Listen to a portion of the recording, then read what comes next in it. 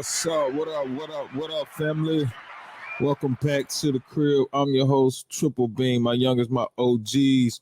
We back. I got some more sports topics that I want to get into today. So we gonna dive right in. I just got a couple facts, couple questions that we want to ask. You know, the NFL regular season is only a few weeks away now. We just got done with week 1 of the preseason.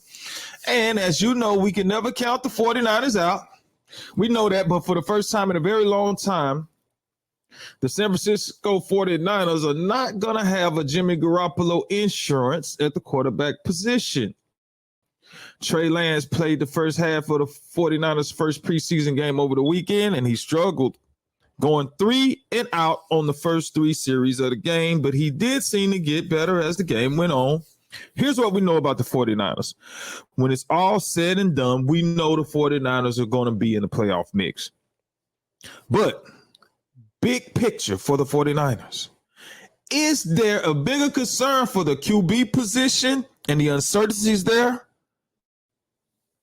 Or should they be more concerned about the Nick Bosa holdout? What are your thoughts out there, people? Let me know. Should the Niners be more concerned about their quarterback, quote unquote, controversy, or should they more be concerned about Nick Bosa holding out?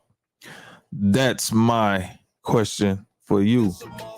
Now, let me give you my thoughts on it.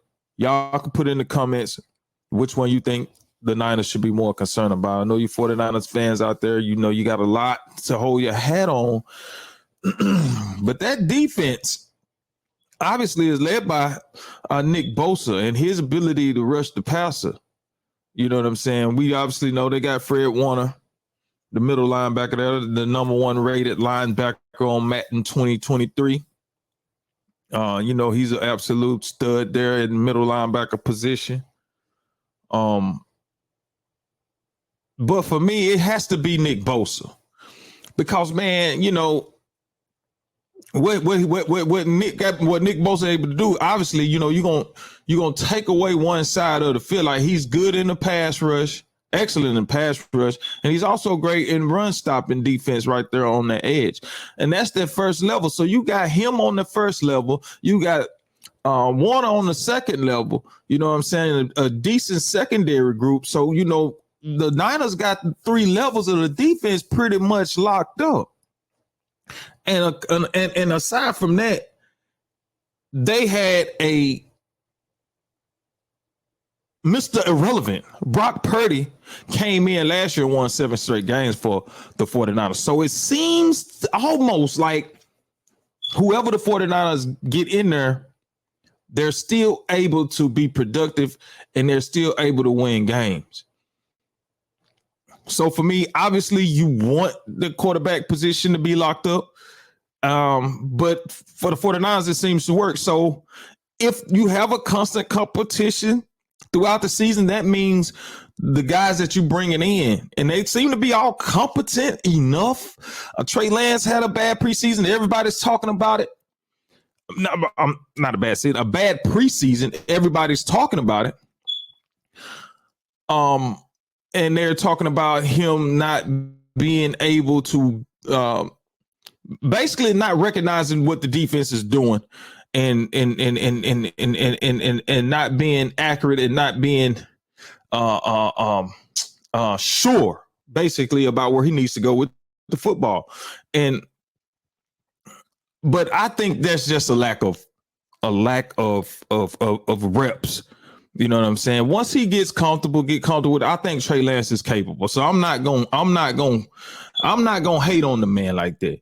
You know, because we need to see more. But I think he is in his 4th year, third or 4th year, and you would like to see more from Trey Lance. I think the way the 49ers, I think they passed on a couple quarterbacks and got Trey Lance, and some of the other quarterbacks that they passed on seem to be advancing a little bit more and a little bit faster than Trey Lance. So people are basically trying to count Trey Lance out. I'm not ready to do that yet. But Mr. Irrelevant, Mr. Brock Purdy himself, we need to start calling that position Brock Purdy because he has personified that. Now, it was another Mr. Irrelevant pick quarterback a few years ago, Chad Kelly, when he went down there and he didn't do as good. He went to Denver, and I think they shipped. I don't know if it was some behavioral issues there or whatever, but he got shipped on up. He's in the Canadian Football League, and I think he's doing pretty good up there. But I know Chad Kelly had NFL potential. I know that. So that's why I'm not surprised that Brock Purdy was able to come in and be a good player for the 49ers. It just seemed to happen. The injuries that came that allowed him to get out there and showcase what he can do. Now, if those guys never got injured, we would never see, I'm not going to say greatness of Brock Purdy, but we would maybe have never seen what Brock Purdy is capable of. And I think that's going to be an issue moving forward at the quarterback position when it comes to these guys that's third and fourth on these depth charts at that position. So you may have a diamond out there in the rough. But a lot of times you never get to see what those guys are able to do is based on the money that they're getting, based on their positioning in the draft.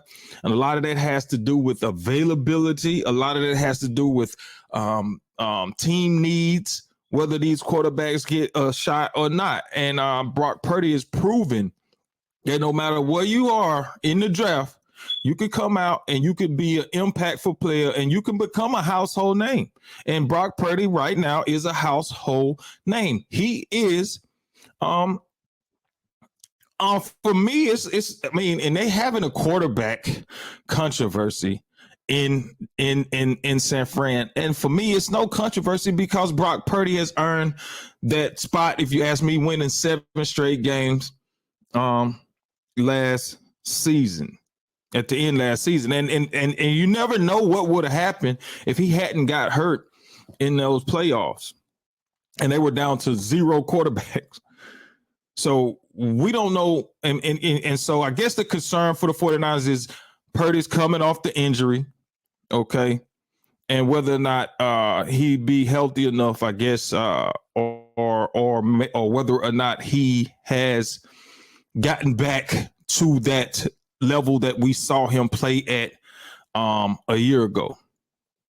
So I think that's the concern there. But for me, the quarterback position is not the concern for me, simply because it's not a concern for me simply because you have those quarterbacks on your roster. You have them, they're signed up. I don't know what type of deals they have, but they're not holding out. They're in camp, they're practicing.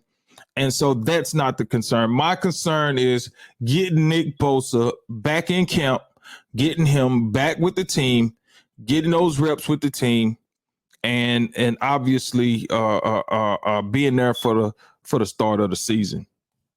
So for me, the answer for me is Nick Bosa, guys. So y'all let me know in the comments. Make sure you like and share and subscribe to the channel. Welcome to the crib. Follow me on all the platforms. Okay. But like I said, man, it's Nick Bosa, without a doubt. Next up.